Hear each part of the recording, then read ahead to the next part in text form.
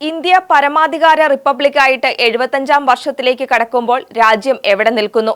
ഭരണഘടന നിലവിൽ വന്ന് 75 വർഷങ്ങളാകുമ്പോഴും ജാതിചിന്തയും മതഭ്രാന്തും ഭരണകർത്താക്കളുടെ സർവാധിപത്യ പ്രവണതകളും നിലനിൽക്കുകയാണെങ്കിൽ അത് ഭരണഘടനയുടെ കുഴപ്പമല്ല, ഭരിക്കുന്നവരുടെ അപജയവും ജനങ്ങളുടെ ജാഗ്രതയില്ലായ്മയുമാണെന്ന് ദീപിക ദിനപത്രത്തിന്റെ എഡിറ്റോറിയൽ ഈ വേളയിൽ നമ്മെ ഓർമ്മിപ്പിക്കുന്നു.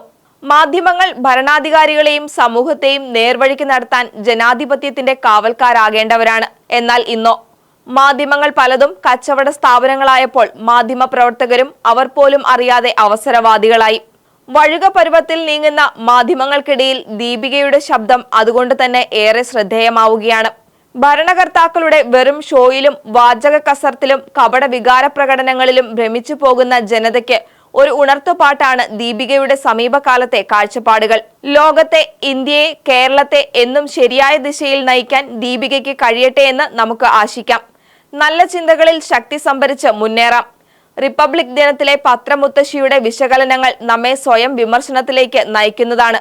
അത് ഇങ്ങനെ: എന്റേതാണ് ഇന്ത്യ എന്ന് അവകാശബോധത്തോടെയും ആത്മവിശ്വാസത്തോടെയും പറയാൻ ജാതി മത വർണ്ണ വ്യത്യാസമില്ലാതെ ഓരോ പൗരനെയും ധൈര്യപ്പെടുത്തുകയും അതിനായി പ്രയത്നിക്കാൻ ഭരണകൂടങ്ങളെ ബാധ്യസ്ഥരാക്കുകയും അപഭ്രംശങ്ങളെ തടയുകയും ചെയ്യുന്ന ഭരണഘടന നിലവിൽ വന്നിട്ട് 75-ാം വർഷത്തിലേക്ക് കടക്കുകയാണ്. 1948-ലാണ് ഭരണഘടനാ നിർമ്മാണ സഭ ഭരണഘടനയുടെ കരട് അവതരിപ്പിച്ചത്.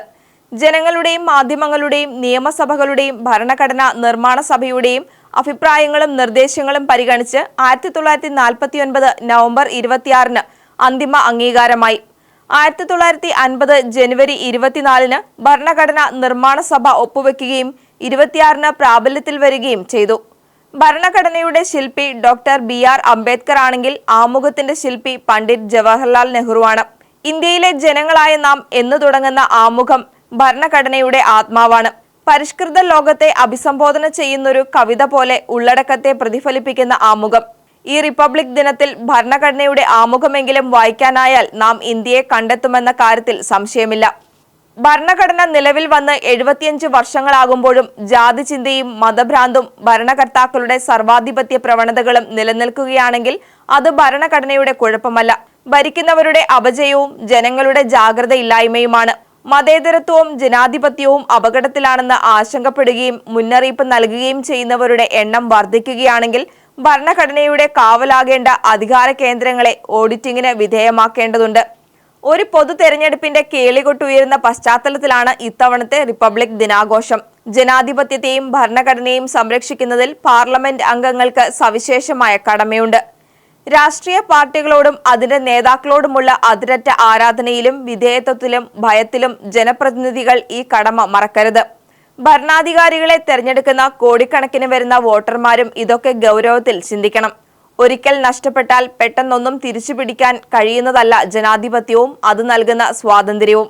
റിപ്പബ്ലിക് ദിനാഘോഷത്തിലെ പരേഡുകളല്ല, ഭരണഘടനയോടുള്ള കൂറാണ് കാതൽ. റിപ്പബ്ലിക് ദിനത്തിൽ ചർച്ച ചെയ്യേണ്ട കാര്യങ്ങൾ വേറെയുമുണ്ട്. കോടാനുകോടി പാവങ്ങളെ പാവങ്ങളായി തന്നെ നിലനിർത്തി ചെറിയൊരു കൂട്ടം സമ്പന്നർ അവരുടെ ഭണ്ഡാരങ്ങൾ വിപുലമാക്കുന്നത് എങ്ങനെയാണ്? മതേതരമെന്ന് ആമുഖത്തിൽ തന്നെ പറയുന്ന ഭരണഘടന നിലനിൽക്കെ മതത്തിന്റെ പേരിൽ ആളുകൾ കൊല്ലപ്പെടുകയും ആരാധനാലയങ്ങൾ തകർക്കപ്പെടുകയും ചെയ്യുന്നത് എങ്ങനെയാണ്? അഴിമതിക്കെതിരെ യുദ്ധം നടത്തുന്നവർ എന്തുകൊണ്ടാണ് ചില ദിക്കുകളിലേക്ക് മാത്രം കുതിരയോടിക്കുന്നത്? എന്തുകൊണ്ടാണ് ദളിതരും ആദിവാസികളും വേട്ടയാടപ്പെടുന്നത്? ഇഷ്ടമുള്ള മതത്തിൽ വിശ്വസിക്കാനും വിശ്വാസം പ്രചരിപ്പിക്കാനും സ്വാതന്ത്ര്യമുള്ളിടത്ത് ഇപ്പോഴത്തെ അവസ്ഥ എന്താണ്? മാധ്യമ സ്വാതന്ത്ര്യത്തിന്റെ പട്ടികയിൽ ലോകത്തിന് മുന്നിൽ തലകുനിക്കേണ്ടി വരുന്നത് എന്തുകൊണ്ടാണ്? ലോകത്തെ മൂന്നാമത്തെ സാമ്പത്തിക ശക്തിയാകാൻ കുതിക്കുമ്പോൾ എങ്ങനെയാണ് 125 രാജ്യങ്ങളുള്ള പട്ടിണി സൂചികയിൽ 111-ാം നമ്പറായി നാം എണ്ണപ്പെട്ടത്? പരമാധികാര രാജ്യമായിട്ടും എന്തുകൊണ്ടാണ് പോലീസിനും പട്ടാളത്തിനും വഴങ്ങാതെ മണിപ്പൂരിൽ സായുധ സംഘങ്ങൾ അഴിഞ്ഞാടുന്നത്? എന്തുകൊണ്ടാണ് സ്ത്രീകൾ മാനഭംഗത്തിന് ഇരയാകുകയും നഗ്നരായി തെരുവുകളിൽ വലിച്ചിഴക്കപ്പെടുകയും ചെയ്യുന്നത്? എത്രയെത്ര ചോദ്യങ്ങളാണ് ഉത്തരം കാത്ത് മഴയത്ത് നിൽക്കുന്നത്. പ്രകടന പരതകളാലും വായാടിത്തങ്ങളാലും രാഷ്ട്രീയ പാർട്ടികൾക്ക് തെരഞ്ഞെടുപ്പുകൾ ജയിക്കാനായേക്കും. പക്ഷേ ഇന്ത്യ ഒരു പരമാധികാര സ്ഥിതി സമത്വ മതേതര ജനാധിപത്യ റിപ്പബ്ലിക്കാണെന്ന് എല്ലാവർക്കും തോന്നാൻ ഏറെ കാത്തിരിക്കേണ്ടി വരും. എങ്കിലും മുറുകെ പിടിക്കാം പ്രതീക്ഷയ്ക്ക് എല്ലാ വകുപ്പുകളുമുള്ള ഭരണഘടനയെ. ജനാധിപത്യത്തിന്റെ ശ്രീകോവിലിന് ഭരണഘടന എന്ന പ്രാണപ്രതിഷ്ഠയാൽ കരുത്തേകാൻ ഇതാണ് സമയം. ദീപിക ഒരിക്കൽ കൂടി ഓർമ്മിപ്പിക്കുന്നു.